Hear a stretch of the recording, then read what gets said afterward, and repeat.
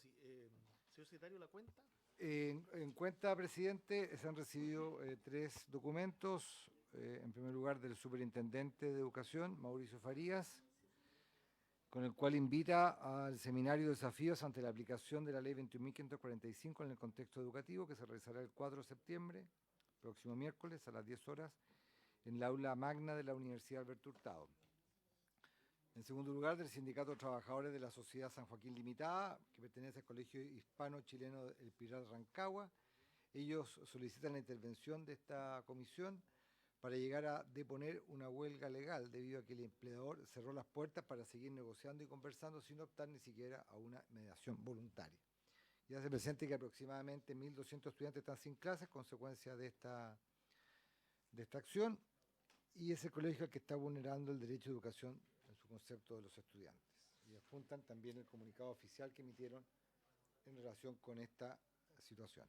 Y finalmente, de la Asociación de Docentes Directivos de Valparaíso, adjuntan una declaración sobre el proyecto de ley de carrera directiva docente, el cual debía ser presentado al Congreso por parte del Ministerio de Educación durante el mes de agosto del presente año, lo que hasta el momento no ha ocurrido. Debido a esto, solicitan a esta comisión oficiar a dicha cartera de Estado a fin de que se produzca lo que ellos solicitan. Eso, presidente. Muy bien, sobre la cuenta se ofrece la palabra. Senadora Yana Proboste. Sí, presidente, más bien en temas varios.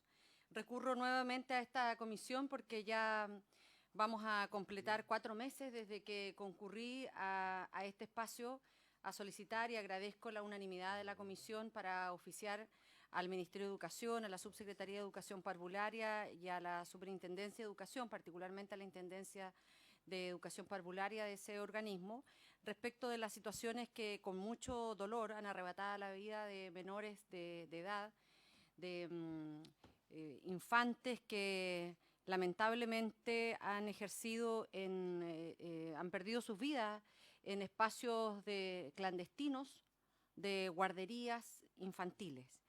Y particularmente respecto del último deceso, quisiera además agregar un nuevo antecedente o una nueva solicitud, y es hacer la consulta a la Junta Nacional de Jardines Infantiles si es que la menor se encontraba en alguna lista de espera de la Junta Nacional de Jardines Infantiles o de la Fundación Integra o de algún jardín vía transferencia de fondos. Lo planteo, presidente, porque creo que estos hechos son extremadamente delicados, porque aquí no estamos hablando de algo que se pueda reparar, estamos hablando de la pérdida de vida de menores de edad, que hoy día además nos asiste una máxima preocupación en donde este modelo de guarderías tenga la posibilidad de extenderse. Ya sabemos las consecuencias de eso, lamentablemente. Sabemos que en algunos casos termina con la vida de nuestros niños y niñas. Y por lo tanto, quiero volver a reiterar, han pasado 4 meses y aún no tenemos una información que para nosotros era tan sencilla de poder entregar. ¿Cuántas son las denuncias? ¿Cuántas son las fiscalizaciones que ha hecho la Intendencia, la Superintendencia de Educación a guarderías infantiles en nuestro país? Eso, presidente. Muy bien, senadora Yana Proboste. También sobre la cuenta, el senador Gustavo Sangüesa. Sí, solo reiterar la solicitud que le había hecho digamos, afuera de la sala, presidente. Disculpe los tiempos, pero del sector El Pinar, uno de los sectores que se quemó acá en el mega incendio, nos encontramos en los pasillos y me solicitaron poder estar presente, aprovechando que está el ministro también por una situación que hay con un establecimiento educacional particular subvencionado, y también por un jardín infantil de la Junji que está operando ahí en la sede social hace, si no me equivoco, 18 años atrás, y que pudiesen exponer durante 5 minutos. Eso, si lo enlazamos con lo que plantea la senadora Proboste, que tiene que ver con esto de las guarderías irregulares, obviamente que tenemos que potenciar en esa línea, presidente. Muy bien. Sí, ¿se habría acuerdo? Procederíamos entonces a incorporar Y presidente, Sobre la tabla, 5 minutos lo que nos dijo el senador Sangüesa. Yo pediría así que no nos playáramos porque tenemos invitados, hay personas que ya están conectadas para acompañarnos en la discusión que está prevista para el día de hoy. Señor secretario. presidente, sí, solamente precisar, entiendo yo que la comisión acordó enviar el oficio a la JUNGI, Sí. que por un tema, una mayor precisión respecto de lo que ha señalado la señora Proboste, si hay listas de espera de la reciente víctima, la niña que ha fallecido, Sí, ella está en lista de lista de espera en algún establecimiento Exacto. parvulario, ya sea JUNGI, BTF o un de servicio público. ¿Se acuerda? ¿Se acuerda del oficio? Sí, sí, claro, no, de todas maneras. ¿Reiterar ¿Se también el acuerda? otro ¿Se acuerda? oficio? Por favor. Sí, señor ministro. Micrófono, Pancho. Eso, gracias. Sí, pensé que era Pancho. Buenos días, presidente, senadores y senadoras. Solo para precisar, me parece que la información debería remitirse a la Subsecretaría de Educación Parvularia, habida cuenta de que el sistema actualmente, y eso es lo que estamos legislando en un proyecto de ley que está en trámite en la Cámara, no cuenta con un sistema unificado de gestión de la información de acceso a la educación parvularia. Entonces la información de JUNGI no es necesariamente la información que dispone también Integra y tampoco el mundo BTF. Entonces la información respecto a la menor, a la niña que falleció en dramáticas condiciones, es algo que vamos a tener que buscar como información en todo el sistema, uno por uno. Incluso en BTF tendríamos que revisar además la información a nivel comunal. Por lo tanto, me parece que la información debería remitirse o la solicitud a la Subsecretaría de Educación Parvularia. Bien, así se procede. Gracias, senadora. Bien, entonces haríamos pasar a los representantes de este gremio de la quinta región de Junji, ¿no es cierto? Son los vecinos. Son vecinos, perdón. Vecinos del Olivar. Vecinas del Olivar.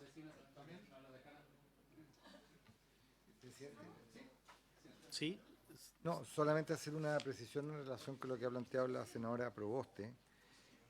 La Secretaría recibió en la semana regional anterior un oficio de la Subsecretaria de Educación adjuntando información respecto del oficio que envió esta Secretaría con fecha 5 de junio en relación con las guarderías infantiles. Lo que nosotros solicitamos en esa opinión fue una nómina de todas las guarderías o salas cunas existentes en el país que no cumple con la exigencia del reconocimiento oficial y las medidas que se han dispuesto a aplicar respecto al referido establecimiento y si dentro de ellas se considera la clausura de los mismos.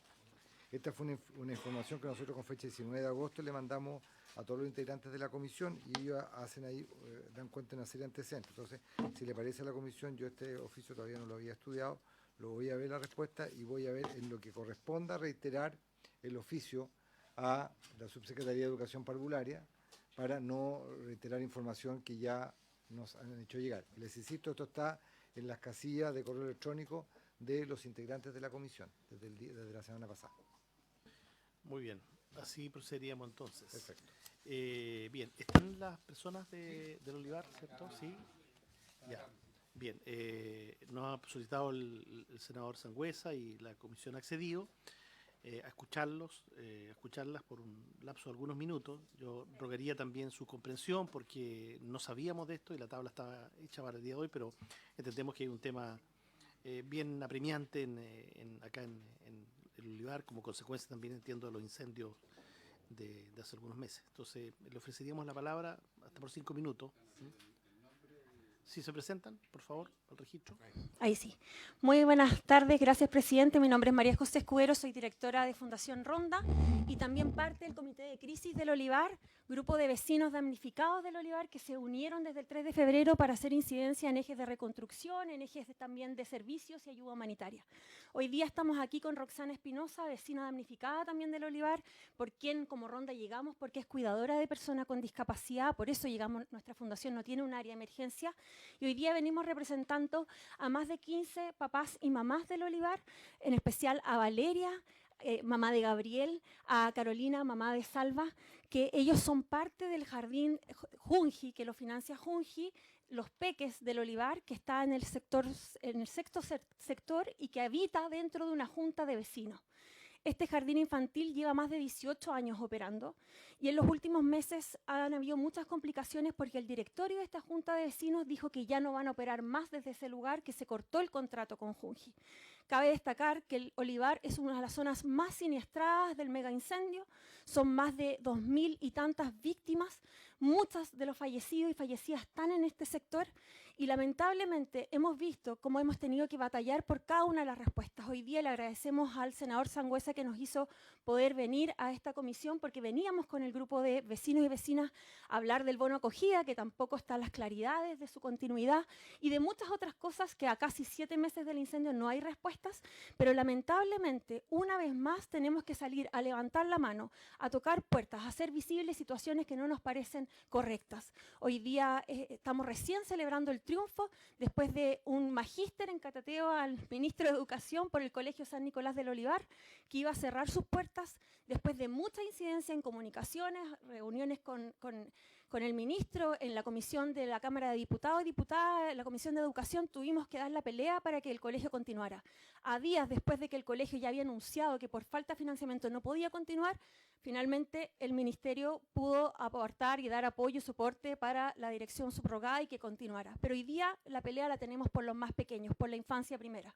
Y hoy día ellos están con la amenaza, se hizo un comunicado oficial de la Junta de Vecinos del directorio por parte de su presidente que comunicó que ya no va a operar el jardín infantil Los Peques y ellos no tienen idea dónde o cómo van a poder dar este servicio, no solo de educación, de contención para que esas madres y padres puedan trabajar, sino también de alimentación, que es algo muy vital para ellos y para ellas y que lamentablemente hoy día no hay respuestas, no hay claridad y se enteran por Facebook del Olivar que esto va a cerrar. Ni la profesora hoy día, el día de hoy, la tía a cargo del jardín, ni siquiera tenía claridad si esto iba a pasar o no. Y hoy día la pedida es simple.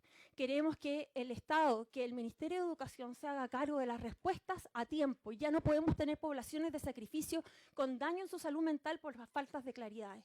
Queremos pedir que por favor se pueda hacer un proyecto especial de reubicar este jardín, porque también el año pasado en la misma comisión se vio que se pidió desratizar, se vio que está abandonado este jardín, las mismas tías del jardín lo dicen y sus papás y madres. Padres y madres, Valeria y Carolina, mujeres damnificadas del Olivar, que han tenido que incluso moverse porque hoy día no tienen casa. Nuestra pedida, y con Roxana, es que puedan ver un proyecto puntual para reubicar este jardín si es que finalmente no se puede entregar a la Junta de Vecinos, que carece de lógica, entendiendo que las juntas de vecinos son por y para las familias. Pero también que el municipio es el que paga la cuenta luz, agua y cuentas básicas de ese lugar, siendo que lo que alegan es que Junji no les pone ni un peso y que no tiene ningún tipo de beneficio para ellos y ellas. Para cerrar, sé que esto era breve y vuelvo a agradecer el espacio. Quiero que Roxana en 2 minutos pueda contar cómo es para ella esta situación como vecina también damnificada, que ha tenido que incluso a su mamá, mujer postrada, llevarla a un hogar de personas mayores porque no tiene cómo tenerlas, no tiene casa, y que ella pueda contar y ser voz, porque nada de nosotros sin nosotros, como dice este lema en materias de discapacidad. Queremos que ella como vecina damnificada en representación de Valeria, que levantó 200 firmas el fin de semana en nuestra actividad del Día del Niño y la Niña en el Olivar, pueda contar brevemente cómo lo vive ella desde su situación y en voz de los vecinos y vecinas. Buenas tardes, presidente. La verdad es que estoy con la voz quebrada.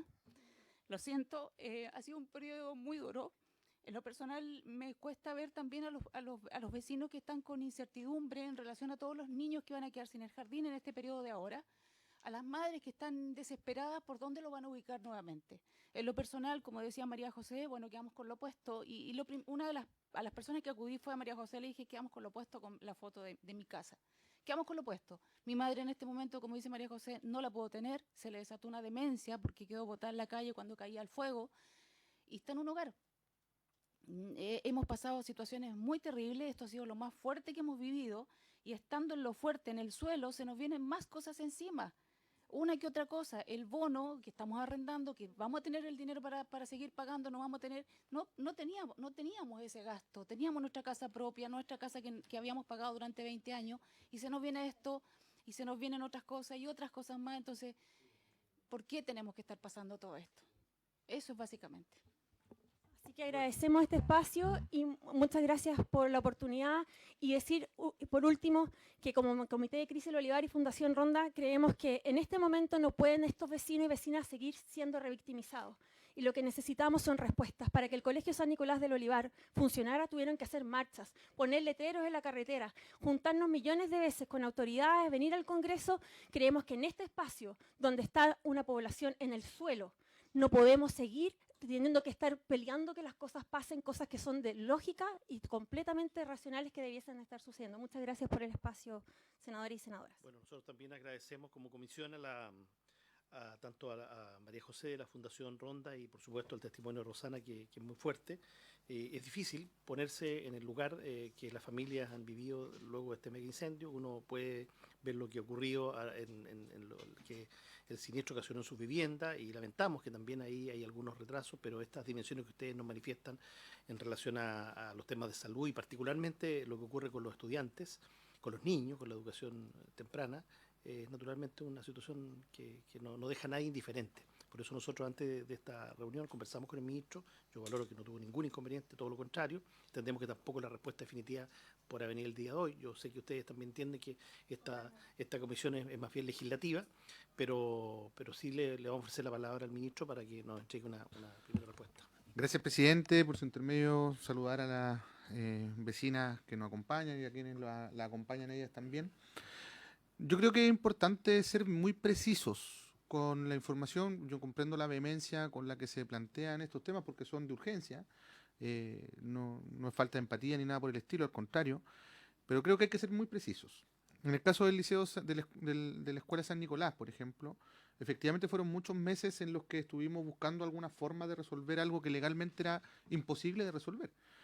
Pues el problema radicaba en que post-incendio muchos estudiantes tuvieron que salir del territorio, de ese territorio, por tanto perdieron matrícula y como todos ustedes saben, los senadores y senadoras, la subvención se paga por asistencia promedio mensual y en esas condiciones se aplicó una glosa de emergencia, la cual por ley de presupuesto tiene una extensión máxima y por lo tanto eventualmente iba a haber un problema de flujo de caja real por parte del establecimiento. El Ministerio no cuenta con atribuciones para poder inyectar recursos directos a ninguna institución, digamos, menos de esas características. Exploramos distintas alternativas, inclusive la subvención presidencial. Era una situación bien dramática, nosotros nos tenía bien acongojados, pero resulta que al final del proceso, cuando entró la superintendencia, nos dimos cuenta de que en las cuentas estaban recursos por más de 500 millones de pesos de la ley CEP disponibles. Por lo tanto, la escuela siempre tuvo sostenibilidad financiera, incluso con la baja de subvenciones que implicaba el movimiento de estudiantes producto del incendio. Está pronto a ser nombrado un administrador provisional, que es el que nosotros determinamos, sin tener que inyectar recursos adicionales. El administrador provisional lo que va a hacer es utilizar los recursos que estaban en las cuentas, que eran por cerca de 500 millones de pesos.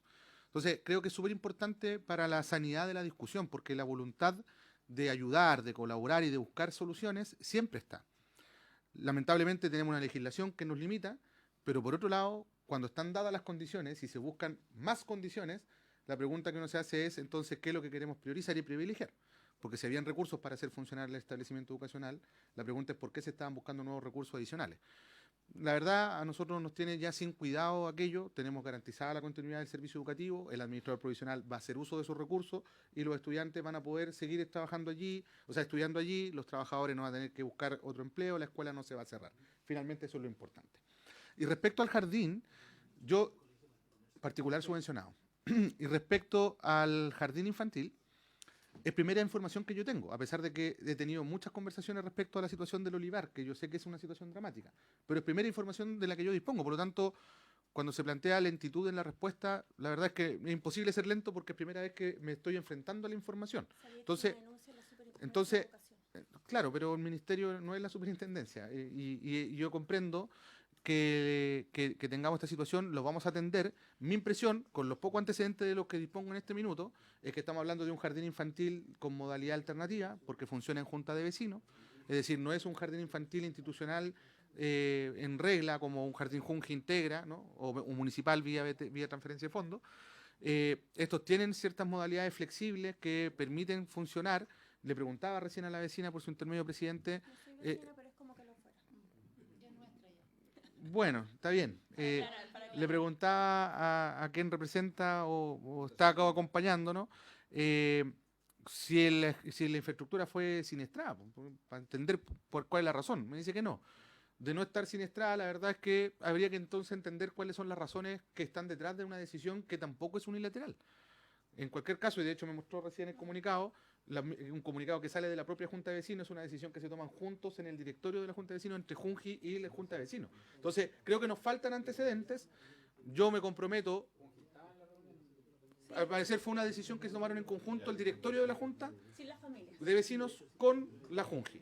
Entonces, en ese esquema, creo que lo sano, lo prudente, compartiendo la necesidad que plantean ustedes como vecinos del territorio, ahí le digo a la vecina, que realmente es vecina, y a todos los que nos acompañan, que nos vamos a involucrar para entender primero qué es lo que pasa, recoger los antecedentes de cuáles son las causas de esa decisión conjunta que toma la Junta de Vecinos con Junji y ver qué capacidad tenemos de revertirla, porque efectivamente, si no hay una solución en vía modalidad alternativa como la ha estado funcionando hasta ahora, tener una solución construyendo un nuevo jardín, que es posible que se pueda hacer si hay demanda insatisfecha y todo, tampoco una solución que sea de corto plazo, eso demoraría un par de años. Con todo, mi impresión es que conociendo el Olivar, pues yo soy de la zona, y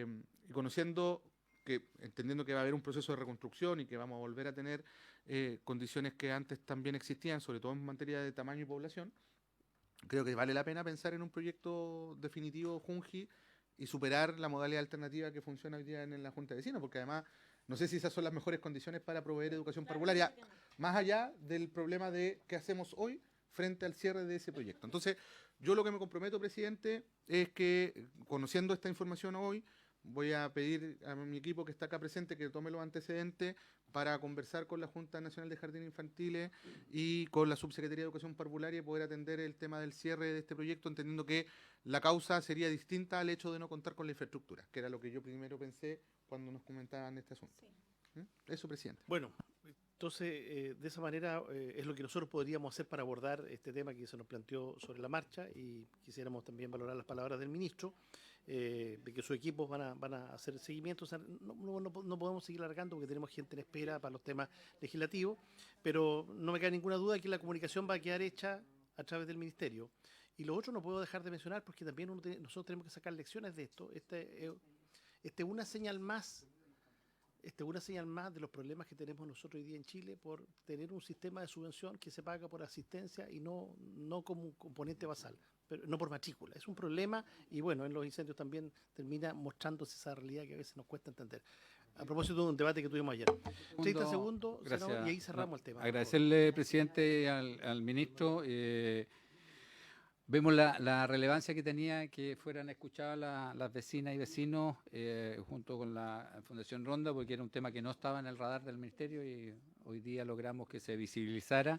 Y también se visibiliza otro tema que me estaba planteando recién la senadora Aravena, la poca capacidad que tiene el ministerio para enfrentar las emergencias que tiene que ver con incendios, con desastres naturales.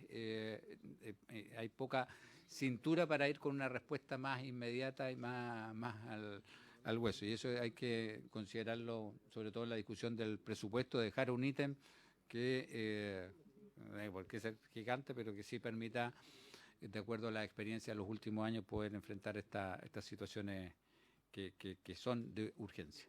Gracias, presidente. Muy bien, gracias, senador. Entonces, de esa manera cerraríamos este punto y agradecemos a las personas que nos han visitado el día de hoy. Y ánimo y esperamos que las cosas mejoren. Hasta diciembre lo tienen asegurado, presidente. Bien, avance. Bien, bien.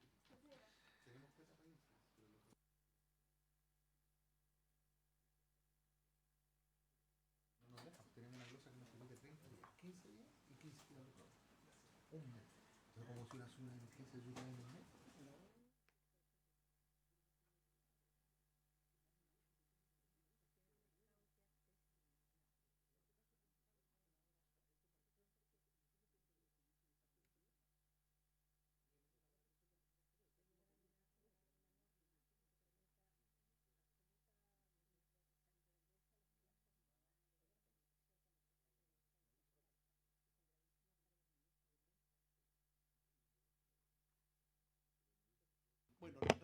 entonces, estimados colegas, retomamos lo que está previsto en la tabla de hoy. Pasamos, claro, nos acompaña de manera telemática la presidenta del Consejo Nacional de Educación, la señora Luz María Bach, quien fue invitada, ¿no es cierto?, para entregar una opinión sobre, pronunciarse respecto a este proyecto que permite la creación de nuevos establecimientos educacionales. Así que la escuchamos, señora. Usted nos ha acompañado en otras ocasiones, tenemos un tiempo de 10 minutos por invitado. También le damos la excusa porque tuvo que esperar un largo rato, se conectó del comienzo, porque teníamos esta otra situación contingente que atender. Pero le ofrecemos la palabra, a continuación sería Luz María Bach. Gracias a la comisión por esta invitación, ministro, subsecretario que los alcanzó a ver aquí. Muchas gracias por este espacio para poder conversar un tema que al Consejo Nacional de Educación le preocupa sobremanera. Y yo quisiera decir que principalmente me gustaría pronunciarme sobre el concepto de demanda insatisfecha, puesto que a nosotros como Consejo Nacional de Educación no nos compete pronunciarnos sobre el tema de los arriendos. Y no quisiera mezclar mi propia percepción de la experiencia personal cuando estoy hablando en representación del Consejo.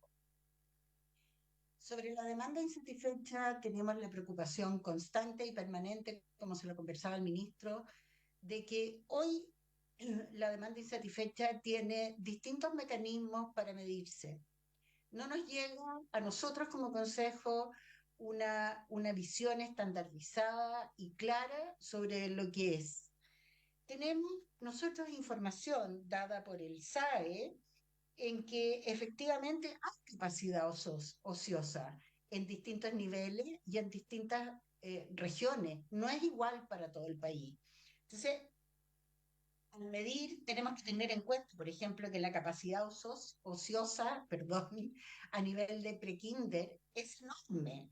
No lo es a nivel de primero medio hoy día, donde ha disminuido muchísimo.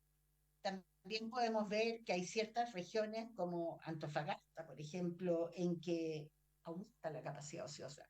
O sea, claramente el tema de la inmigración marca la diferencia. Y como lo conversábamos con el ministro, esa población inmigrante no se queda necesariamente en un solo lugar. Entonces, una demanda insatisfecha un año puede no serla al año siguiente. Se junta el problema de la demanda insatisfecha, lo que los padres quieren. Efectivamente, los padres están buscando no solamente la cercanía, como fue en algún momento, sino que la seguridad es un factor tremendamente relevante. Cabría preguntarse, y esto apelo aquí a la superintendencia y al ministerio, cabría preguntarse cuán legible es la página del SAE cuando postulan respecto de la información de conflictos, la información de multas, la información de registro que haya de un comportamiento que a los padres les signifique inseguridad. Cuando postulan a través del SAE. Tal vez podría ser un elemento a considerar. Ahora, cuando uno mira, uno dice, si hay capacidad ociosa, tal vez sobreestimada por el SAE, tal vez sea o subestimada, puede no ser exacta por la misma movilidad que existe. También tenemos un problema con los postulantes del SAE que no fueron asignados a un establecimiento que ellos preferían y eventualmente se quedan flotando y eso hace que sea una demanda insatisfecha y que se agrupan en otro sector y piden escolaridad en otro sector donde no hay la oferta. Es un punto que hay que equilibrar.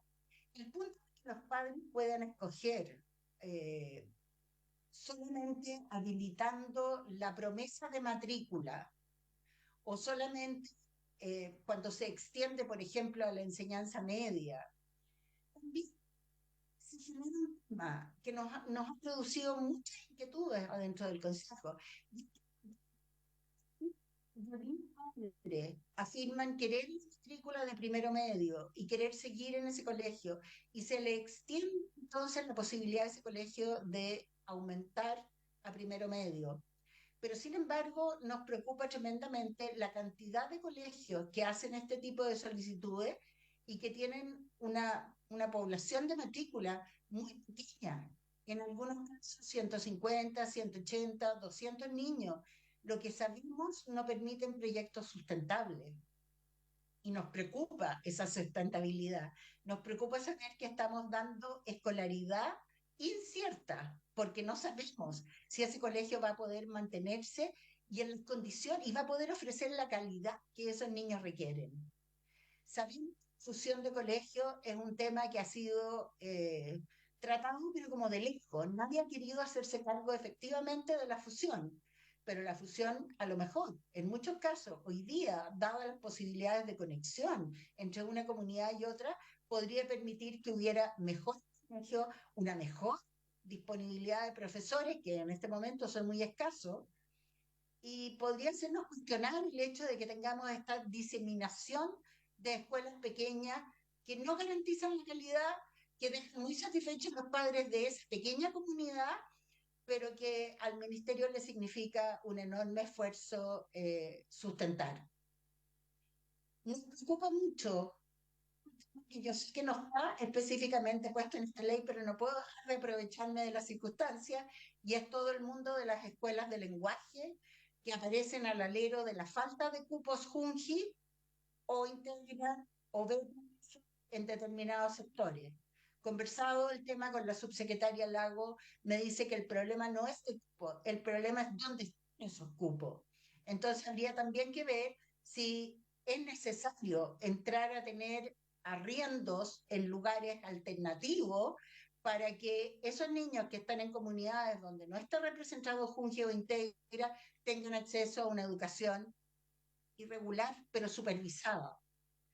También que esa alternativa o esa modalidad que claramente nos preocupa por el hecho de que muchos niños, por no tener cupo en un jardín, pasan a ser diagnosticados, entre comillas, con algún trastorno que justifiquen entonces el que se genere una escuela. Y estamos viendo regularmente cómo esa misma escuela funciona como escuela especial y de repente nos pide un primero básico regular. Uno tiende a pensar que hay algo raro. Efectivamente, no tenemos cómo comprobarlo. La información no es lo suficientemente amplia como para que lleguemos a comprobar qué pasó con todos esos niños y por qué sucede eso que sucede. Nosotros estamos plenamente de acuerdo en que tenemos que llegar con sillas y escritorio para todos los niños de este país. Es un derecho de cada niño chileno. Y creemos que el levantamiento de información de dónde se necesitan esas escuelas obliga a repensar lo que son hoy día los requisitos de apertura de escuelas. Eventualmente sí habría que abrir espacios de forma más elástica en ciertos lugares para que exista cobertura de matrícula. Hoy día pedimos unos edificios que probablemente, dada la caída demográfica, se conviertan en verdaderos elefantes blancos. Eventualmente tenemos que modernizar esa mirada y llegar a pensar en tener contenedores muy bien habilitados, tal cual lo han hecho colegios particulares pagados, que hoy día tienen una matrícula inmensa y que no nos preocupa estar en contenedores en la medida que la calidad adentro de los contenedores sea lo que esos padres quieren. Yo creo que la educación pública tiene que ayornarse en ese aspecto. Lo mismo de lo que acabo de escuchar del Olivar. No puede ser que jardines infantiles que no tienen el reconocimiento especial porque no tienen las ventanas a 52 centímetros o los metros hacia la pandereta de tantos o cuantos metros no puedan funcionar si acaso están ofreciendo un servicio de calidad. Entonces, creo que desde el Consejo nos preocupa la supervisión cercana, el cumplimiento del derecho de todos los niños chilenos, hacernos cargo de que aquí hay un problema conceptual, como se le llama, a la calidad, no lo podemos dejar para más adelante, tiene que ser ahora. Y también tenemos que tener la capacidad y la prontitud para poder hacernos cargo de que muchas cosas que fueron obligatorias y fueron pertinentes en su momento, tal vez hoy día debamos pensarlas. Perdón que me extienda un minuto más, pero si países como Australia o Nueva Zelanda, por falta de profesores, han podido instalar módulos de aprendizaje vía remota para aquellos alumnos que necesitan aprender física y no tienen profesor de física.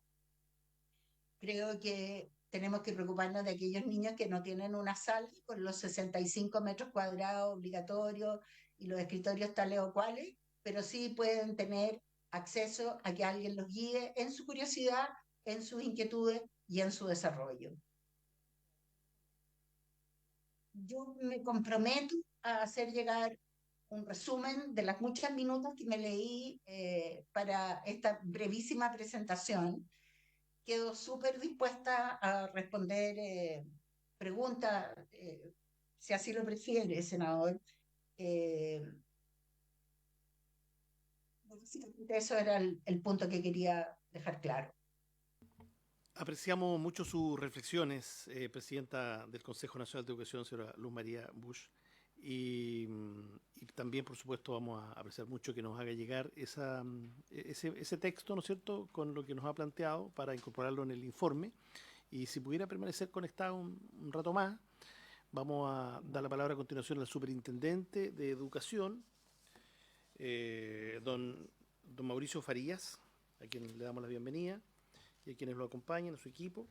Y luego de eso abrir un espacio también de conversación en base a lo que ha planteado la señora presidenta del Consejo y la exposición que escucharemos a continuación, idealmente dentro del marco de 10 minutos.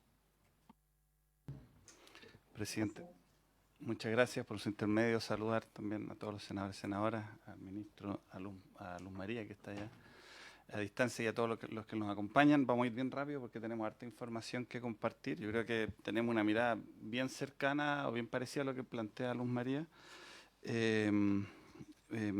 Bueno, ustedes conocen la Superintendencia de Educación, lo que hace es fiscalizar establecimientos. Dentro de eso nos toca mirar todo lo que tiene que ver con los arrendamientos de inmuebles. Nosotros miramos también y fiscalizamos todo lo que es el uso de recursos. Entonces también tenemos una visión de lo que tiene que ver con el equilibrio financiero y cómo se están moviendo en ese sentido los establecimientos hoy día. Partir con un resumen muy simple del proyecto de ley. Más que nada el foco tiene que ver con las restricciones legales, revisar y modificar restricciones legales que dificultan el surgimiento de la oferta. Después, la siguiente diapositiva, eso ahí. Tenemos la oferta de los establecimientos nuevos, donde se miran, esto estamos aquí replicando lo que plantea el proyecto, la anterior, por favor, donde se mira la modificación de los requisitos por la demanda insatisfecha y también permitir arriendo entre establecimientos no relacionados. Y para los establecimientos que son sin fines de lucro, extender arriendo entre relacionados. Eso es lo que plantea más o menos el proyecto, ¿cierto? Muy resumidamente. Vamos a ver ahora una cosa que nos pidieron que nos detuviéramos un segundo, que es el dictamen número 66 de la Superintendencia sobre contratos de arrendamiento de inmuebles en que funcionan los establecimientos subvencionados, que es un dictamen donde también ha generado algunas dudas. Y aquí le voy a pedir, por su intermedio, presidente, al fiscal de la Superintendencia que nos pueda hacer la presentación para que tenga más precisión jurídica. Gracias, superintendente. Por su intermedio, presidente, es importante, antes de ver precisamente el dictamen número 66 en sus detalles, establecer el contexto normativo de donde surge esta regulación. Muy brevemente, señalar que antes de la Ley General de Educación no había ninguna regulación específica para la tenencia de los inmuebles o los locales escolares que tenían los sostenedores. Luego, con la LEGE, se establecen ciertos requisitos vinculados a la continuidad del servicio educacional. Los requisitos están en los requisitos del reconocimiento oficial y son básicamente que tienen que ser propietarios, arrendatarios, comodatarios, con ciertas características o garantías de continuidad en el caso de los contratos más precarios, como el arriendo y el comodatario. Luego, la ley de inclusión intenta prohibir los contratos de arrendamiento para aquellos sostenedores que perciben fondos públicos o subvenciones, pero en definitiva deja para los nuevos sostenedores que se van incorporando el requisito para implementar la subvención de ser propietario del establecimiento o comodatario, y luego aquellos sostenedores que venían prestando el servicio educacional antes de su publicación le admite la posibilidad de seguir o mantener los contratos de arrendamiento bajo ciertas condiciones, ¿no? En la lámina siguiente, bueno, esas condiciones están establecidas específicamente en el artículo 4º transitorio de la ley 20.845, ley de inclusión, que ha sido modificado 4 veces, ¿no? Ya hasta altura, ¿no? Ahí están las leyes por las cuales ha sido modificada, todas modificaciones tendientes a aumentar el plazo de los arriendos y aumentar también su canon de arrendamiento, ¿no? Los requisitos para los nuevos sostenedores que están en la ley de subvenciones, después de la ley de inclusión, son que tienen que ser propietarios o comodatarios con las condiciones que se señalan en la presentación, inscrito en el conservador de bienes raíces, una duración no inferior a 8 años, renovable automáticamente y puede ser entre personas relacionadas. El régimen excepcional, entonces, es el arrendamiento, ¿no? Y esto es importante porque la norma, a propósito de que un régimen excepcional le dice a los sostenedores cuándo tienen que ser propietarios de esos inmuebles que están arrendando, ¿no? La última modificación en este sentido fue la ley de reajuste del sector público para el 2023, 21.526, donde se indica, de acuerdo a cuándo se transformaron en personas jurídicas sin fin de lucro, les da la posibilidad de que aquellos que lo hicieron antes del 30 de junio del 2017 puedan extender sus contratos de arrendamiento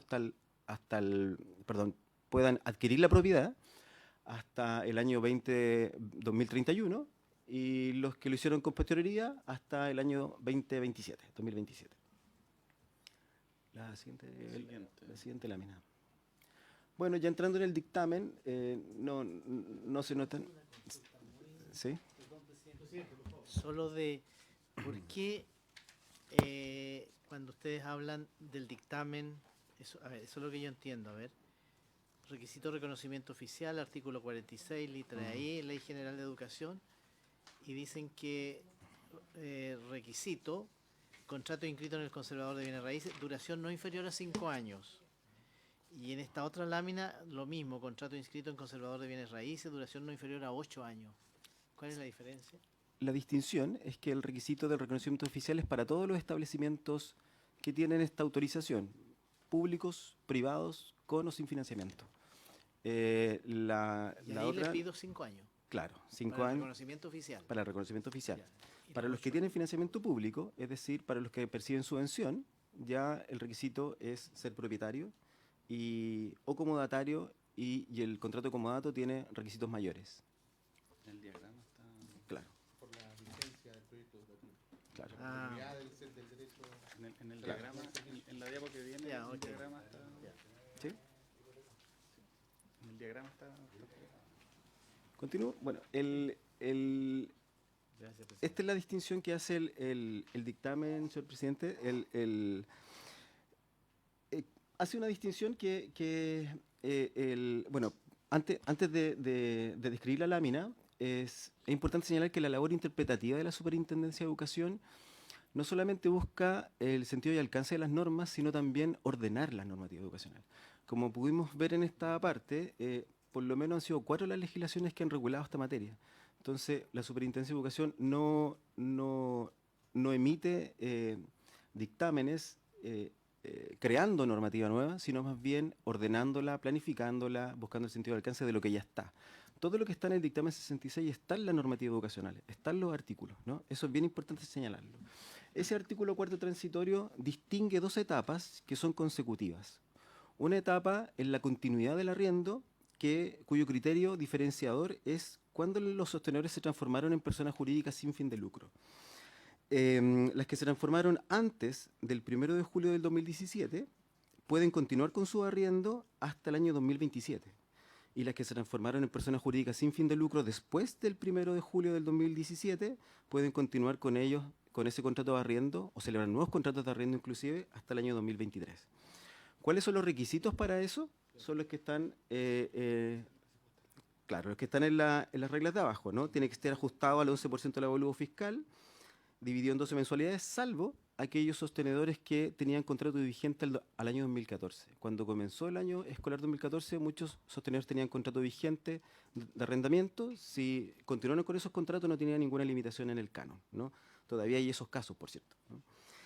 Y luego, vencidos esos plazos, cito textual la norma, vencidos esos plazos, el inciso sexto de ese artículo cuarto transitorio, vuelve a distinguir, ¿no? Y dice, vencidos los plazos del año 2023 y 2027, utiliza otro criterio diferenciador. Y este criterio es si son personas jurídicas relacionadas o no entre el arrendador y el arrendatario. En el caso de las personas jurídicas no relacionadas, las reglas que aparecen ahí, se fluye de esas reglas que esos contratos son de carácter indefinido, ¿no? Dicen que es un contrato por 8 años que puede renovarse automáticamente, ¿no? Sin ninguna limitación en el tiempo. Cuando esos contratos de arrendamiento han sido celebrados personas no relacionadas, pueden ser de carácter indefinido, ¿no? Sí establece una regla expresa para los que son relacionados, ¿no? El número 1 del inciso sexto de ese cuarto transitorio establece la regla que, en el caso de ser personas relacionadas entre el arrendador y el arrendatario, va a ser por el plazo que tengan para adquirir la propiedad, ¿no? Y como ya indiqué, el artículo 55 de la Ley de Reajuste del Sector Público para el año 2023 ya hace esa distinción, ¿no? Dice que para los que se transformaron con personas jurídicas sin fin de lucro antes del 1 de julio del 2017, podrán mantener sus contratos de arriendo hasta el 2023, hasta el 2031, perdón, y para los que se transformaron después de esa fecha, hasta el 2027. Esas son las reglas que están establecidas expresamente en la ley, por cierto, y que el dictamen intenta ordenar. Eso, superintendencia. Gracias, presidente. Continuamos con la presentación. Vamos a mostrar algunos antecedentes que tenemos nosotros a partir de lo que ha pasado con la ley de inclusión. Acá tenemos datos que recaba la superintendencia desde la declaración del sostenedor entre los años 2016 y 2023. En el círculo central están los años del 2016, afuera lo que pasó el 2023. En general lo que vemos es que hay 435 inmuebles que pasaron de arrendados a propios. Y por el otro lado teníamos inmuebles que eran propios y 1.710 pasaron entonces de propio a arrendado. Eso es solo para tener un dato de cómo se ha movido la tenencia del inmueble a partir de lo que fue la ley de inclusión. Vamos a pasar rápido esto. En la siguiente tenemos datos de arriendo en todos estos años. Perdón, presidente, ¿puede explicar esto de pasar de propios a arrendados? Sí, son inmuebles que eran de propiedad, en muchos casos, por ejemplo, eran sostenedores, personas naturales o a veces empresas que eran propietarios del inmueble. Entonces, en el 2016 eran propietarios, después se pasaron a personas jurídicas sin fines de lucro y entonces la propiedad quedó quizás en la misma inmobiliaria o en la persona natural que continuó arrendando. ¿Se entiende? Claro, justamente. Entonces, ya no son... de aquellas instituciones que eran con fines de lucro que tuvieron que pasar a sin fines de lucro. Exacto, entonces ya no son propietarios porque ahora lo están arrendando. No recibe la plata del arriendo como concepto de gasto. Exacto, sí. ¿Y esto no se estima que es una vulneración al principio? No, esto está permitido.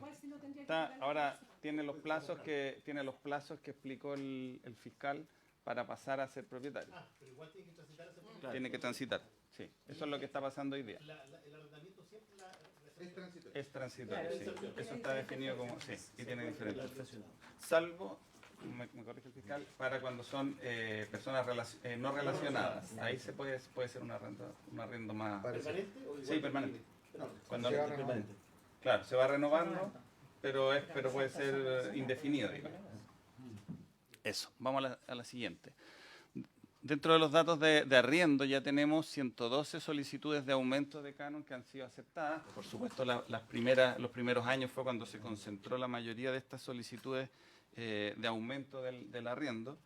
Y ahí están los datos también de lo que hoy día nos declaran los sostenedores. Estamos hablando del orden de 230.000 millones de pesos para el año 2023 que se están destinando a arriendos.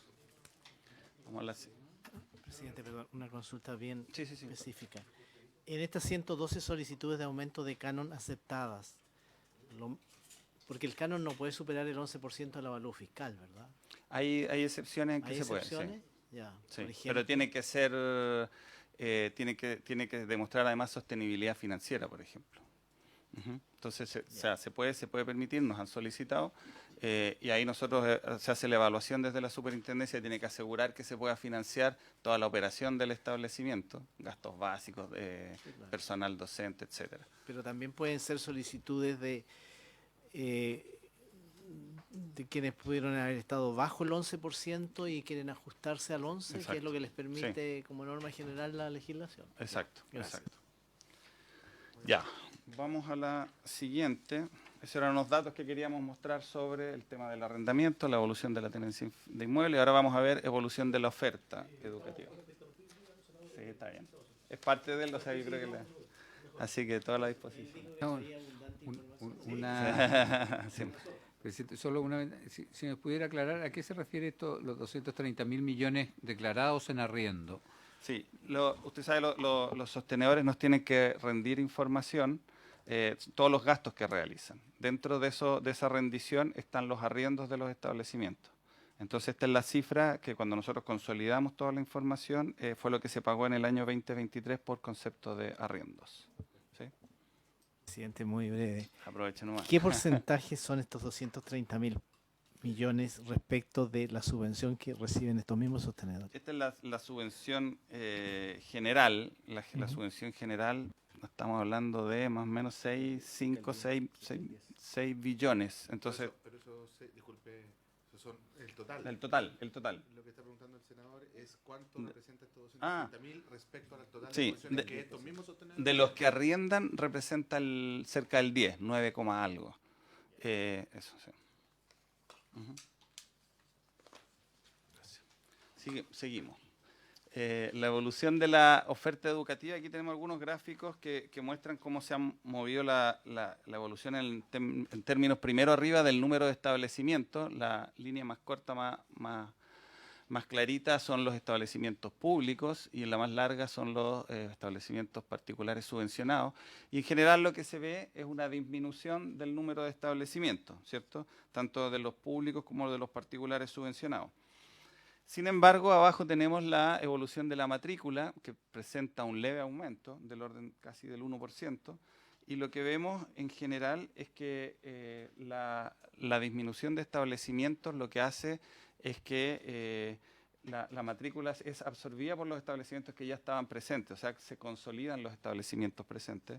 Se disminuyen algunos, pero los que quedan van aumentando su matrícula. Entonces, más bien es absorbida la matrícula. Y acá, quizás lo que hay que tener en la mira también es que, como explicaba el fiscal, antes de que estuviera la LEGE, cuando estaba la LOCE, no habían restricciones para el ingreso, ¿cierto? Entonces, cuando eso ocurrió, nosotros tuvimos un aumento bien fuerte de sostenedores, de establecimientos también. Ese aumento llevó también a una atomización de la oferta. Los establecimientos tendían a ser más chicos, que era un poco lo que planteaba también la presidenta del Consejo. Y esto lo que puede llevar finalmente es a presión financiera. ¿Qué es lo que está pasando? Tenemos los establecimientos. Cuando se crea un establecimiento al lado, la matrícula se puede distribuir entre estos dos establecimientos, baja el número de estudiantes para cada establecimiento y no siempre se alcanza el equilibrio financiero. Ustedes han escuchado los temas de las crisis de financiamiento, donde sabemos que tenemos un número importante de establecimientos que están justo en el equilibrio financiero. Entonces, en el momento en que empiezan a distribuirse los estudiantes, baja y lo que pasa finalmente es que empieza a ejercerse una presión sobre el sistema para que aumente el valor de la subvención. Se reparte la matrícula, tienen menos ingresos los establecimientos, no alcanzan a financiar lo que tienen que financiar, entonces la conclusión es que la subvención no alcanza. Y entonces empieza a haber presión para el sistema para aumentar los valores de la subvención. Ahí en el extremo, pongámonos bien así, yendo hacia el extremo, todos queremos tener un establecimiento, los que hemos tenido niños, yo tengo mis niños también, uno quiere con ciertas características, no siempre están. Entonces yo puedo estar insatisfecho porque no están con la característica que yo quiero. Si me ofrecen un establecimiento con las características que yo quiero, probablemente me voy a mover a ese establecimiento. Claro, entonces lo que pasa es que uno puede empezar a crear indiscriminadamente establecimientos y lo que tenemos con eso es que generamos una presión bastante fuerte sobre el sistema de financiamiento escolar en general, porque no van a permitir la estabilidad financiera de cada unidad, de cada establecimiento. ¿Se entiende, no? No sé si me explico bien. En general, cuando esto pasó antes y un poco por qué llegamos a esto, tiene que ver con eso, con una entrada indiscriminada de sostenedores que generan esa presión. Hoy día lo que tenemos, la distribución actual, está probablemente lejos de ser una distribución óptima. Es lo que ha quedado de las normas que hemos tenido y de cómo se han ido ajustando. Si quisiéramos, en algún minuto a mí me tocó participar también en estudios de distribución de establecimientos, de cómo debieran optimizarse esa distribución, y uno pensaría en otra cosa, no en la distribución que tiene actualmente. Porque en realidad nunca se ha hecho una distribución óptima, ¿cierto? Sino que simplemente han respondido a las necesidades o a la normativa que ha estado vigente. En la última diapositiva, en la penúltima en realidad, tenemos un dato de la variación anual de oferta curso entre el año 2008 y 2023. ¿Qué es esto? En realidad, la unidad de financiamiento básica de un establecimiento es el curso, porque eso te obliga a tener los docentes que tienes que tener y con eso tú defines el costo del establecimiento. No es el establecimiento ni la matrícula, sino que los cursos que tú tienes. Lo que nosotros vemos acá está marcado, apenas se ve, pero el 2017 y después llega hasta el 2023, es cómo varían los cursos de un año a otro. Entonces, lo principal a mostrar acá es que esto es bien dinámico, depende mucho en este caso son regiones, lo podríamos ver con comunas también, pero depende mucho del sector, ¿cierto? Y lo que uno ve es que si bien hay momentos donde están más rojos o más azules, que es cuando se cierran o se crean nuevos cursos, lo que tiende a pasar al final es a una estabilización. Entonces, nosotros estamos llegando a un proceso, esto aquí están los particulares subvencionados y los públicos, más bien de estabilización de los cursos. No hay una variación exagerada, pero sí lo que hay que destacar acá es que hay un efecto que es dinámico, hay situaciones, como decía también la presidenta del Consejo, que son transitorios, el tema de las olas migratorias, el tema de la pandemia, donde gente se movió, ¿cierto?, hacia la costa o hacia el sur, gente de Santiago, o se movió en distintos territorios, ¿cierto? Y también entonces tenemos fenómenos que son también transitorios. Vamos a las conclusiones. Acá las conclusiones que tenemos es que primero el problema de la demanda es dinámico y en algunos casos es transitorio, esto ya lo mencionó el ministro también en su exposición. El riesgo de responder con respuestas estructurales, con una oferta estructural a estas situaciones, es que nos genera presión al gasto. Un poco lo decía muy bien la presidenta del Consejo, que a lo mejor con containers, no sé, con módulos más bien, con módulos uno podría responder a estas ofertas transitorias. Cuando uno genera un establecimiento, es bien difícil que se cierre, y eso lo hemos visto y creo que se ha discutido en varias instancias también. Entonces no necesariamente se van a cerrar. Entonces cuando uno abre, se genera esta presión que yo estaba explicando. Entonces hay que tener harto cuidado con responder con respuestas estructurales a problemas que son transitorios. Después, la evidencia muestra que la variación anual de stock de cursos es acotada en términos generales, no varían tanto los cursos. Esto es indicativo de una cobertura razonable, sin perjuicio, por supuesto, de las situaciones que todos conocemos, situaciones específicas, ¿cierto? El riesgo del aumento inorgánica de la oferta puede generar presión en el presupuesto fiscal debido al desequilibrio financiero del sistema, eso lo hemos repetido varias veces. Después, la gestión de la oferta, entonces, debe considerar una mirada sistémica y de política pública. Esto quiere decir, tenemos que ser súper cuidadosos para no generar más presión financiera en un sistema que ya está presionado financieramente. Y tiene que ser, creo yo, bastante responder a los fenómenos puntuales con las respuestas que se requieran. Si son transitorios, entonces con respuestas más transitorias. Después, que el proyecto de ley vincula la oferta disponible con la posibilidad de arrendar inmuebles de manera permanente entre entes relacionados. Y aquí solo de mencionar que esto contradice los principios de la LIE, de la Ley de Inclusión. Esto lo que genera, lo que puede generar es que haya desvío de recursos públicos hacia patrimonio personal de sostenedor. Entonces ahí es donde también hay que poner cuidado cuando se hacen estas modificaciones, a quién le afecta, cómo afecta y cuáles son las restricciones en un sistema, repito, donde tiene alta presión financiera, ¿cierto? Y por último, un poco en relación a las dudas sobre el dictamen 16, este está, como explicamos recién, conforme a la ley y no ha sido objetado ni judicialmente ni en la Contraloría de la República. Nosotros todos nuestros dictámenes pueden ser siempre cuestionados y lleva ya más de un año de vigencia y nunca ha sido cuestionado. Hasta ahí quedamos, presidente. Bueno, agradecemos. Efectivamente había bastante información que compartir de parte del superintendente y por eso también habíamos requerido su comparecencia. Vamos a ofrecer la palabra. Entonces, son dos invitados. Hemos escuchado a las dos instituciones. Se ofrece la palabra a la senadora Carmen Gloria Aravena en primer lugar. Muchas gracias. Yo no soy oficialmente miembro de esta comisión, pero trato de venir todas las veces que puedo porque es un tema muy importante. Al superintendente es la consulta. Tengo claro, digamos, la opinión, queda clarísima la opinión de ustedes.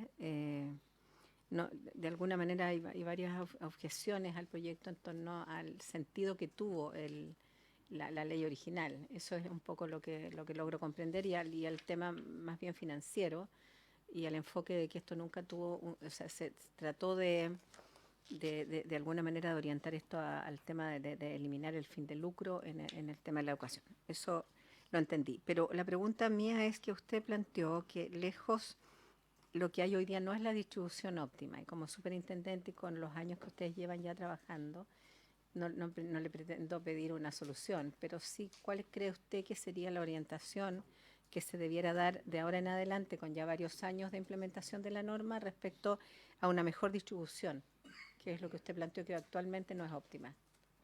No pretendo que me dé una solución concreta, pero sí por lo menos una orientación. Eso solamente. Gracias, senadora. Vamos a hacer una ronda. No sé si hay algún otro senador senador Esteban Velázquez. Gracias, presidente. A la señora presidenta del Consejo Nacional de Educación, si pudiera profundizar, tengo un tiempo breve, respecto a este llamado a flexibilizar normas, ¿cierto? A superponer, yo diría, el centro de lo que es la educación en torno a tanta normativa que hoy día tenemos en el ámbito de la educación y si este llamado a flexibilizar, si puedo llamarlo así, quizás estoy equivocado, estas normas tienen espacio, cabida desde la mirada de la superintendencia. ¿Cómo acotamos, entendiendo que no tenemos los recursos para todo? Pero creo que es bien profundo lo que nos dice la presidenta. Gracias, presidente. Bien, ¿sí ofrecía la palabra? Don Gustavo. Gracias, presidente. Sí.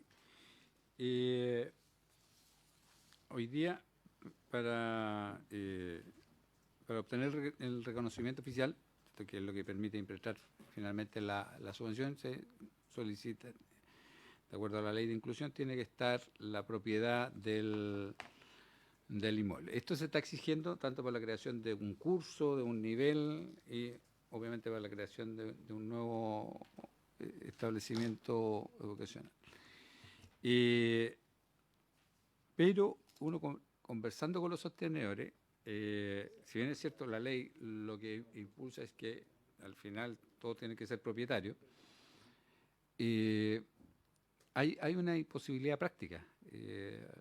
La banca no está accediendo al crédito hipotecario y esto va a generar, puede generar una crisis. Entonces, la pregunta concreta es, en la opinión de la superintendencia, el valor que está establecido como el 11% del avalúo fiscal, que es un parámetro bastante objetivo porque no es determinado finalmente por el propio Estado el valor de la propiedad. ¿Tiende a ser un valor justo o podría verse que ahí hay también la posibilidad de lucro, que es lo que se buscaba eliminar en su minuto? Bueno, yo también quisiera sumar una pregunta. En la lámina que presenta el documento de la superintendencia, se señala que la matrícula ha subido un 0,96% en establecimientos subvencionados, ¿sí? Y un 1% en establecimientos públicos. Por lo tanto, o sea, habría más demanda hoy día por insatisfecha en establecimientos municipales, según lo que entiendo, ¿sí? En matrícula, entonces Claro. satisfecha. No entramos a la demanda insatisfecha. Ya, pero uno podría proyectar más o menos algo similar, ¿no? Ya, eso. Y lo otro, ¿cómo podría comportarse el mundo de la educación, hablemos subvencionada, de sostenedores, cómo pudiera comportarse frente a lo que señalaba el superintendente respecto a la presión financiera o el riesgo de perder el equilibrio? ¿Qué podría ocurrir eventualmente con otros establecimientos? Si en una comuna Huechuraba yo creo un establecimiento particular subvencionado, y qué pasa con otro que está en la misma comuna, digamos, podría eventualmente terminar bajando su matrícula, ¿o no? Según lo que yo aprendí de su palabra. Eso, no sé si hay más preguntas, si no le ofrecemos la palabra a los invitados en el mismo orden que expusieron. En primer lugar la señora Luz María, ¿sí? Y luego el superintendente. Señora Luz María, no sé si el comentario que realizara a lo que se ha escuchado. No la escuchamos en este momento. Perdón. Me tienta partir contestando su pregunta. Yo creo que efectivamente los colegios que pudieran abrirse allí donde hay demanda satisfecha va a depender mucho de la calidad de educación que entreguen, el que puedan sostener esa matrícula. Evidentemente que lo que los padres buscan hoy día es seguridad. Se demora mucho tiempo. Piense usted que antes de cuarto básico no hay ninguna medición que diga nada respecto a los aprendizajes de los alumnos. Es muy difícil que una familia se mueva con su hijo o su hija cuando ya ha estado 4 años en un colegio. Entonces, se conjuga el sentido de pertenencia de la familia para con la comunidad, para con el colegio que ha escogido. Ya lo definieron en prekinder. Pasan 4 o 5 años y recién entonces tiene algún cuestionamiento respecto de la calidad. Pero lo que va a querer esa familia seguramente es quedarse ahí y mejorar ese colegio en que está. La población migrante es la que más determina los cambios de matrícula, los flujos de matrícula, como también el envejecimiento de la población. Hay sectores en los cuales no hay viviendas nuevas y por lo tanto las familias jóvenes no tienen un espacio y se van yendo de ahí. O sea, claramente eso sí sucede. Como le dije anteriormente, cuando la educación estaba en manos solamente de los municipios, ningún alcalde quería cerrar un colegio y por lo tanto nos encontrábamos con muchos colegios en comunas, los cuales eran una carga enorme para esa comuna, puesto que no se podían solventar por sí mismos, no tenían los profesores ni tenían los alumnos.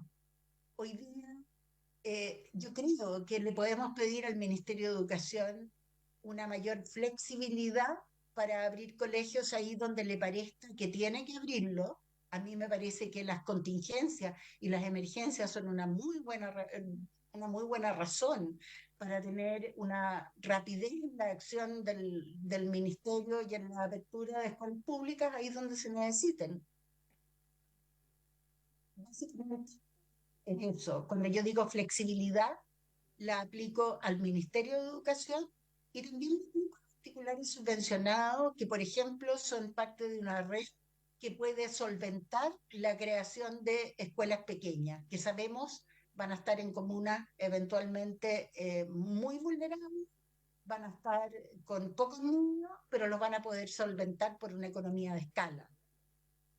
Creo que se puede poner el ojo en esos dos aspectos. No flexibilizaría aperturas de colegios que vayan a ser pequeños y que sean de un sostenedor. Me parece un riesgo. Un riesgo para la pertenencia en el sistema y por lo tanto para la trayectoria de desempeño escolar de esos niños.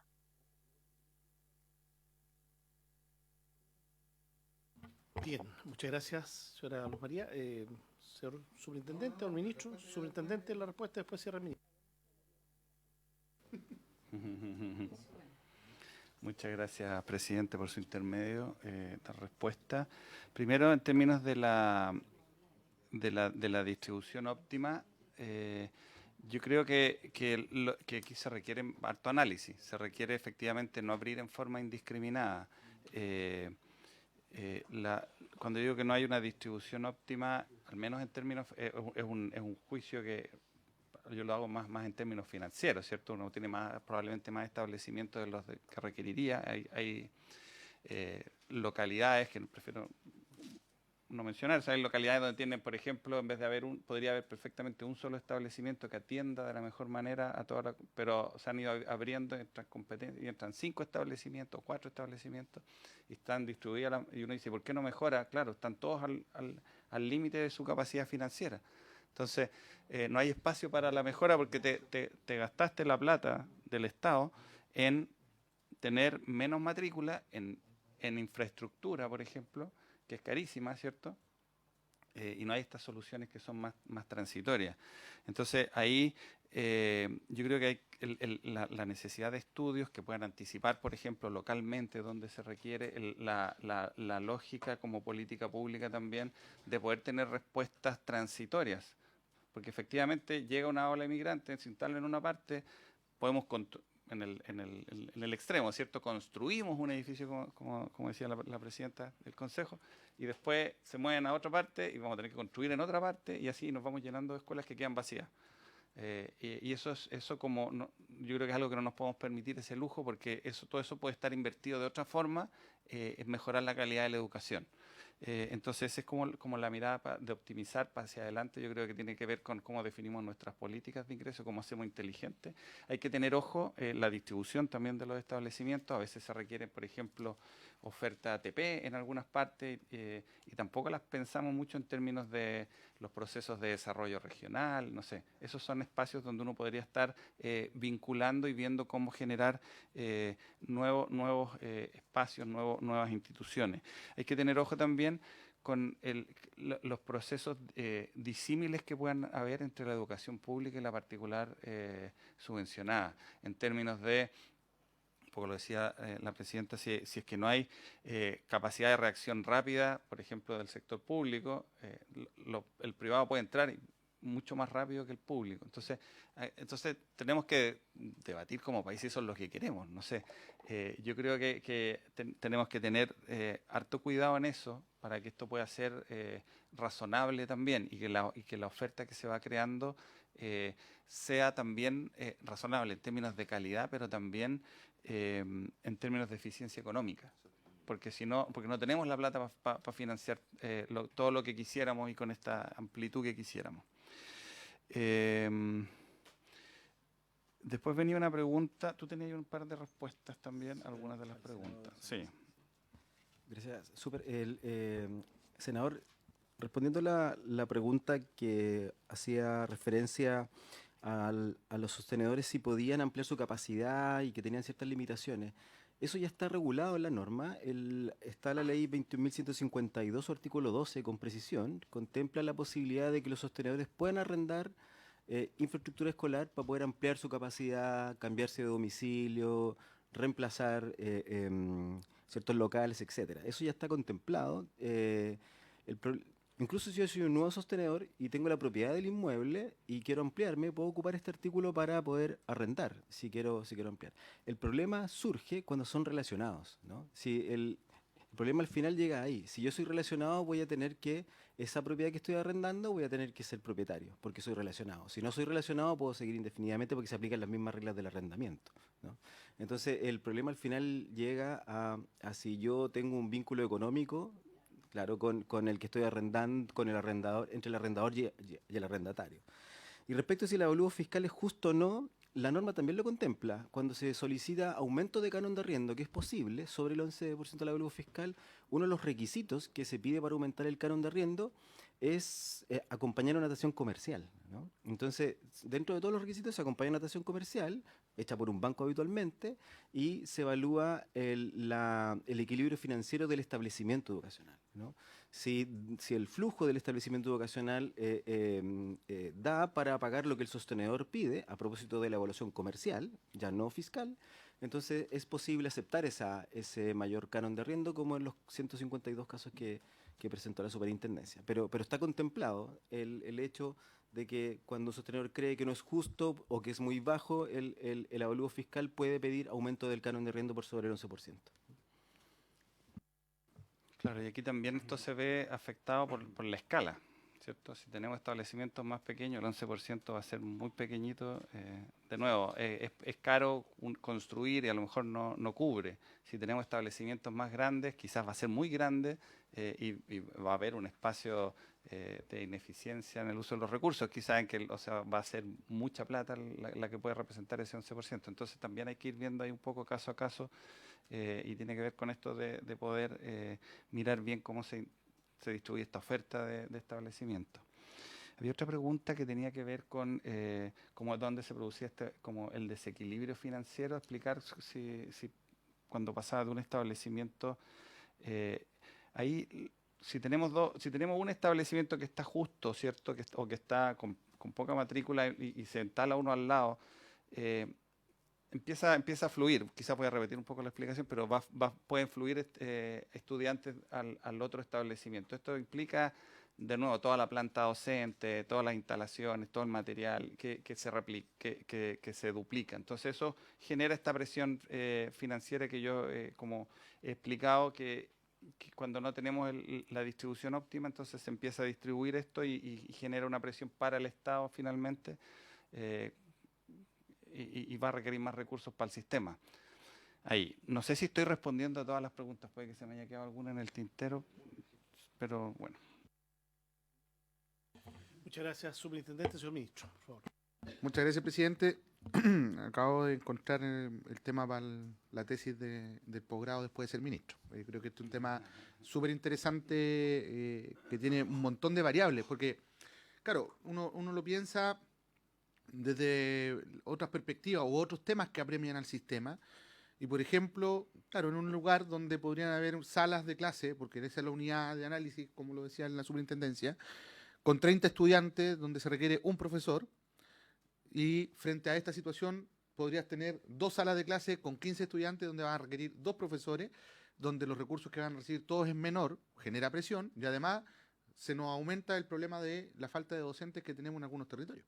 Entonces esto no solamente tiene relación con el equilibrio o la sostenibilidad financiera, ¿no? Tiene otros impactos también.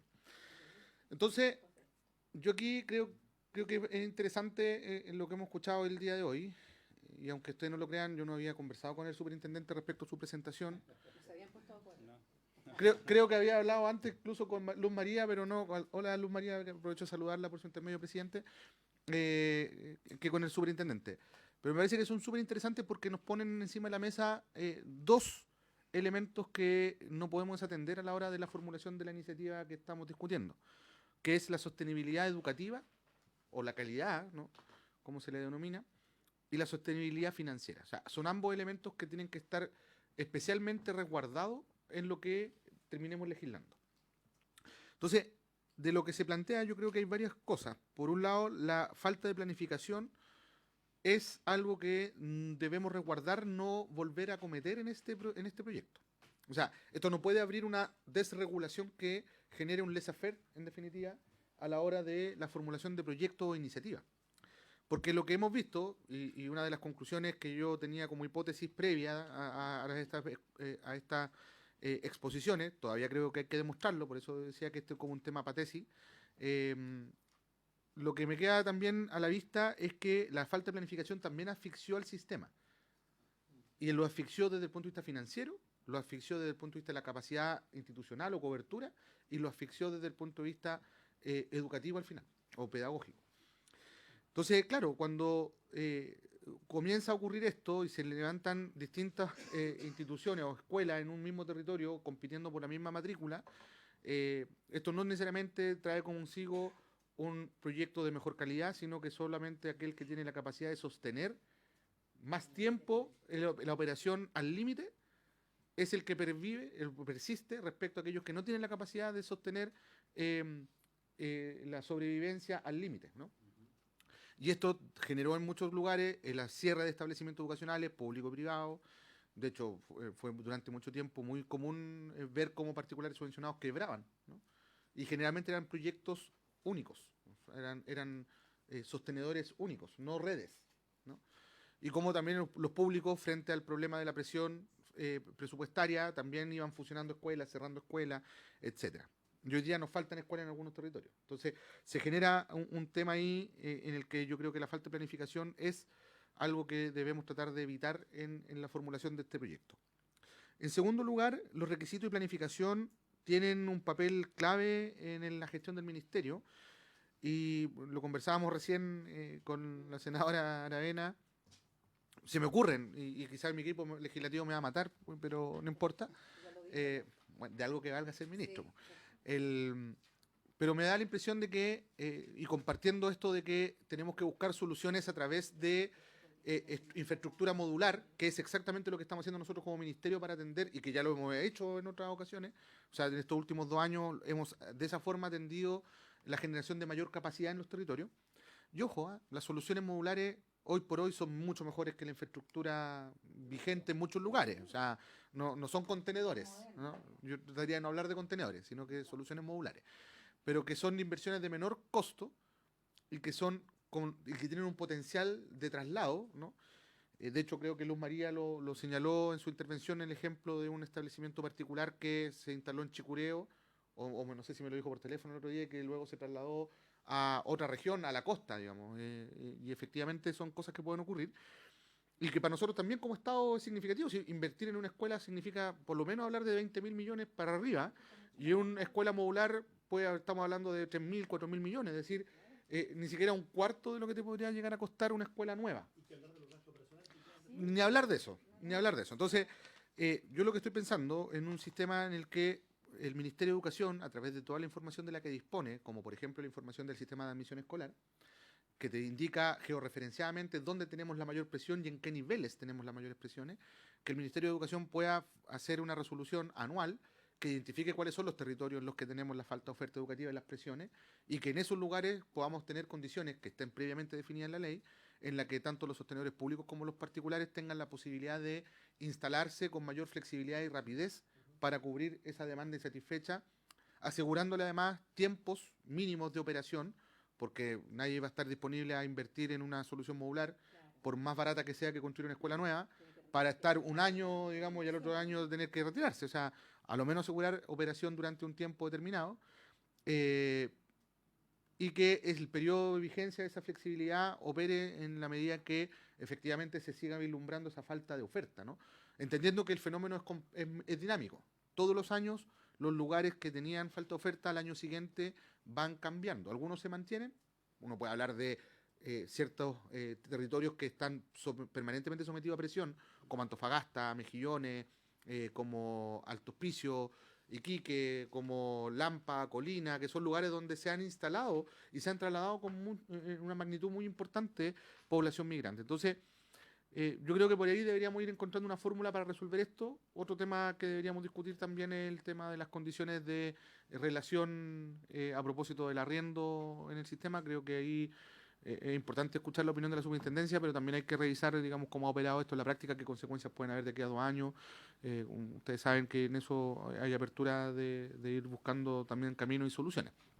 Pero me parece que en lo operativo, pensando en el tema de la falta de oferta, es importante el ángulo que pone Luz María de que esto no puede significar una generación de condiciones tan amplias que terminemos generando muchos proyectos y debilitando la posibilidad de que esos proyectos terminen convirtiéndose en proyectos de calidad.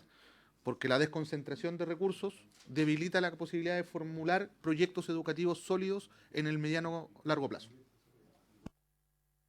Sí, yo creo que el ministro ha hecho un buen resumen de lo que ha sido la discusión hasta ahora, de las distintas exposiciones. Yo le agregaría, sí, ministro, le agregaría el tema del proyecto educativo, que todos han reafirmado que es importante, ¿eh? O sea, si se va a permitir eso transitoriamente, como sea, tiene que haber un proyecto educativo distintivo. En eso fueron muy enfáticos Pivote y Horizontal también la semana pasada. Por haberse cumplido el objetivo de la asociación. Sí, por favor, señor presidente. Hoy día existe un concepto que a mi modo de ver también es algo que tenemos que poner en la mirada, que es el concepto innovador, que solamente por demostrar que se es innovador se podría habilitar la apertura de un colegio. Y yo creo que hay que tener mucho cuidado. Hoy día lo más innovador de todo es encontrarse con que lo más conservador, básico y clásico se hace bien. No necesitamos grandes nombres ni grandes fanfarrias, y muchas veces se copian proyectos, y esa es la verdad, que se hacen en otros y no se tiene ni zona, ni capacitación, ni un convencimiento, de manera que se puedan hacer bien las cosas y se pueda entregar bien la enseñanza. O sea, yo creo que el titular necesita una bajada tremendamente concienzuda para que sea efectivamente algo que nos deje a todos tranquilos. Muy bien, muchas gracias, Luz María. Señor ministro. Presidente, sí, disculpe, quería hacer una solicitud a la comisión, si lo tienen a bien, que es solicitar el acuerdo para poder solicitar 2 semanas adicionales para el plazo de indicaciones a nueva educación pública. Evidentemente hay algunos temas que, o sea, la mayor parte del trabajo de indicaciones que hemos hecho ya está cerrado, pero hay un par de asuntos que tienen que ver con temas más delicados de los que hemos levantado, como y que están asociados principalmente a temas presupuestarios, que aún requieren de algo de tiempo por parte del Ejecutivo para poder cerrar bien las propuestas y llegar con una proposición que tenga capacidad de acuerdo en esta comisión y también en la sala del Senado. A propósito de planificación. Pues, a propósito de planificación. Sí, Sí. Muy bien. Lo pediríamos entonces hasta el 12 de septiembre. ¿Le parece, señor ministro? 12 de septiembre. ¿Sí? ¿Suficiente por eso? Estaba para mañana. Señor presidente. ¿Está bien? Sí, yo sugeriría que lo dejemos para después del 18. Para después de Fiestas Patrias, porque en realidad no va a tener mucho sentido que las presente el 12 si la semana siguiente es regional. 26 de septiembre. Casi un mes. No, casi un debe mes. ser el lunes, yo creo. Mejor lunes. El lunes anterior. 23. El lunes 23, yo creo. ¿Por qué? Claro. Sí, por los efectos de trabajar el comparado, para los equipos se daría siempre mejor los jueves. Puede ser el lunes 23. O sea, pero si presentamos la indicación el 23 no significa que el 23 necesitemos comparado. Significa que no se vería el 25 el proyecto. No se vería. ¿Ya? Bueno. Demos una semana a la comisión, al equipo. ¿Ah? ¿Ya? Para trabajar el comparado. Si esta es una comisión que trabaja, hace la pega. El 23 nosotros estamos todo el lunes en Santiago. Claro. Entonces tenemos solamente casi el 24 para trabajar comparado. Si son muchas indicaciones. Pero si es así, entonces dejémoslo para como plazo fatal. El 23, 24, 25. Está bien, el 25. Miércoles 25, que es el último día que podría estar. Miércoles 25, sí. Lo mismo. 18 horas. Bueno. La sala. Sí, vamos a irlo a la sala hoy día, señor ministro. Bueno, antes de levantar la sesión, sí. ¿Otro punto, Mario? En la línea de los consensos, preguntarle derechamente al ministro cómo seguimos con este proyecto. Porque yo, por lo que veo, usted tiene una idea o sea, me da la impresión que va a presentar indicaciones en la línea de lo que ha planteado ahora. Entonces, para que pudiésemos también avanzar y poderlo votar en general, ojalá durante septiembre, y poder después entrar ya al detalle. ¿Dicho? Sí, sin duda, o sea, de otro modo no podría ser porque tenemos un acuerdo de discutir este proyecto, había cuenta que es una de las urgencias que tiene el sistema, por lo tanto sí, sin duda a mí me interesa mucho, por eso yo les decía que era importante tener audiencias, y audiencias técnicas. Lo que nos han dicho hoy día a mí se me ocurrió ahora en la mesa, ¿no? O sea, no es que yo lo tenía preconcebido de antes como formulación. Ahora, hay que pensarlo bien, eso significa que tenemos que sentarnos, claro, pero tenemos que sentarnos con los equipos a mirar qué significa esto, compartir con la superintendencia. También cuando yo conversé con Luz María hace un par de días atrás, le planteaba la idea de tener un espacio de formulación técnica con el Consejo Nacional, que al final del día quienes autorizan la apertura de los nuevos proyectos, ¿no? Entonces, me parece que hoy día deberíamos entrar en una fase, no sé si quedan más audiencias, presidente. ¿Cuántas audiencias quedan? Era esta, ¿no? Sí, está bien. Perfecto, entonces... Quizás lo que deberíamos hacer, presidente, por su colegio de profesores. Ya, pero... Y algunas organizaciones habían pedido también, señor secretario. Porque ya puso pivotes, puso... No está poniendo atención, secretario. Perdón, solamente con el profesor, estaba atención a otra pregunta que me ha hecho previamente el presidente de la organización comisión. hoy día me dijo una organización que no lo habían invitado. ¿Qué organización? El Colegio Profesor. El Colegio Profesor. No, lo que acordó la comisión fue dos instituciones, podríamos decir centros de estudio, y después las tres como órganos, que era el CENEP, la Superintendencia de Educación y el Colegio Profesor, por decirlo de alguna forma. CENED, Superintendencia y Colegio Profesor. Salvo que ustedes determinen que ¿Le no puedo han hacer una invitado. consulta por un tema de número? Perdone, presidente, pero es que no es menor. Los sostenedores con personalidad jurídica sin fines de lucro, que tienen fecha hasta el 30 del 6 de 2027, ¿cierto? Para ser propietarios. Eso es lo que entiendo yo, y eso falta nada. ¿Cuántos son las instituciones de este tipo? ¿Cuántas son? Son como 1.600. Claro, entonces si son 1.600, y tiene que ver con esto, ¿ustedes estiman cuántas de estas realmente van a poder adquirir la propiedad y cuántas no van a poder? Porque eso sí que sería un catástrofe mundial. Porque podrían ir a quiebra y decir simplemente ya cerramos porque no podemos comprar porque alargar eternamente y hacer proyectos para ir no es una cosa, no tiene sentido en mi opinión. Yo creo que es un tema que igual, ministro, yo sugeriría que se converse porque 1.600 instituciones, que en 2020 o sea, no falta nada. Presidente, para concluir la pregunta que nos hizo el senador Sangüesa, yo creo que ahora lo que deberíamos hacer es pasar a una fase de deliberación un poquito más técnica. Yo sugeriría que si va a haber una nueva sesión con el Colegio de Profesores, que ya solicitó o está programada la audiencia, quizás poder citar también, a propósito del debate de la calidad, a la agencia de la calidad, para ver qué es lo que nos pueden señalar desde allí. Y una vez terminadas esas dos audiencias, que debería ser en una próxima sesión, nada más ni nada menos, deberíamos constituir un espacio de trabajo técnico con la superintendencia, con el Consejo Nacional, los equipos parlamentarios, y avanzar en una formulación que nos deje a todos conforme para presentar indicaciones. Yo no creo que debería ser... Esa era un poco la idea, porque el otro nos va a absorber. Pero constituyamos un espacio técnico que nos permita llegar a esa conclusión. Luego de escuchar estos dos últimos. Por supuesto. Ahí se cierra. Para la próxima sesión, entonces, no convocaríamos por este tema. Yo voy a convocar me han pedido una reunión los rectores de los CFT estatales. Ahí vamos a invitar, no sé si quiere venir ministro, pero invitar al subsecretario de Orellana. ¿Ah? También nos puede contar un poco lo que hay. Yo sé que en CAE es poco lo que puede decir todavía, pero se acercan los plazos. Estamos en septiembre, a lo mejor nos puede decir algo de cómo viene la mano. ¿Ah? Cómo ha estado la ronda de conversaciones que iniciamos en algún momento, claro. ¿No? Todavía no agradece, pero... no.